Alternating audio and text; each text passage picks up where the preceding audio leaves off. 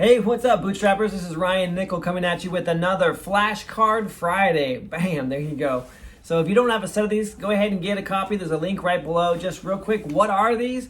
It's a mentor in your pocket.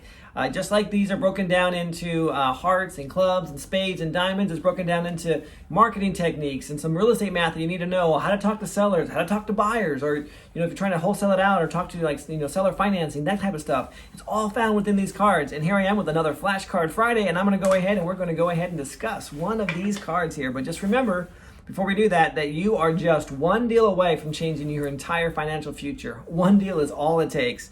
All right, so here we go. What is today's card? Pre-foreclosure rule. I came up with this myself. This is, you're not gonna find this anywhere else. This is something that I have been doing for, a number of years. This is my rule of thumb. So let me just go ahead and tell you what my pre-foreclosure 10% rule actually is. Oh, it's upside down. Bam, there it is. So it says, when seller financing, that's one thing that I do a lot of is seller financing. When seller financing, I need to know on the fly if I have a deal or not.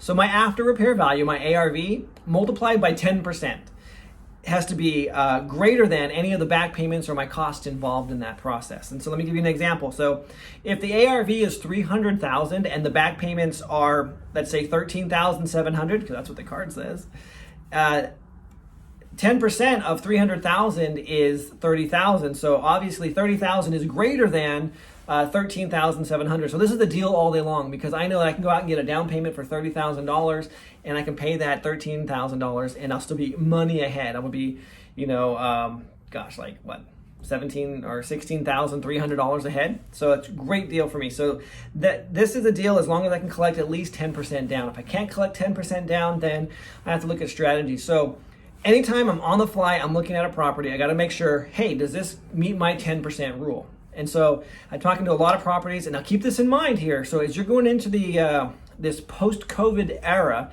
this post-forbearance era, a lot of people have not made payments, so they have just stacked up payment after payment after payment for as long as a year, and maybe sometimes even longer. We don't know how long this foreclosure moratorium is actually going to be. So just keep that in mind. So if on the fly, you're out there and you're looking, you're like, okay, ARV for this property is $100,000. That's my 10% is going to be $10,000. But oh, wait, crap, dude, they're behind $15,000 in payments. Unless it's in a very, good area where you feel like you can go ahead and you can get that $20,000, like that 20% down, then, maybe it's not a good deal, because even after that point, you're only going to be making $5,000 on that thing. And that's better cash flow, pretty good for you. So keep that in mind. That's something that I'm always looking at that. And I can tell you there are times when I have not obeyed that rule. This is why it became a rule. Because, when I didn't obey that rule is usually when I got into trouble. There was a couple of properties that I thought had really screaming good cash flow, and it was great. So I usually ignore this rule when the cash flow is there. For example, I got one property that's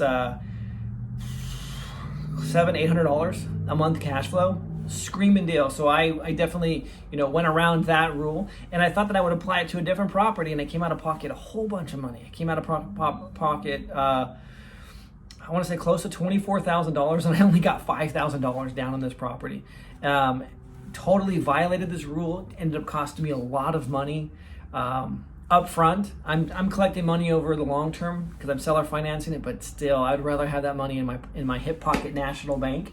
And so that's why I created this rule, and it's a rule that I follow on all of my pre-foreclosure properties that I'm looking at.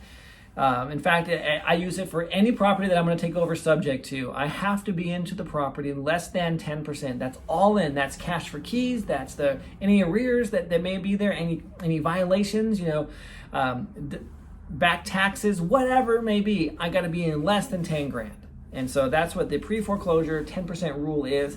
Go ahead and put it to use. Make sure you protect yourself, because again, just like it's only one deal can change your entire financial future for the better, one deal can wipe out your financial future. So you got to make sure that you're practicing smart math. If you don't have cards, if you don't have access to math like this deck of cards right here can get it for you. So go ahead, click the link below, get yourself a copy, man.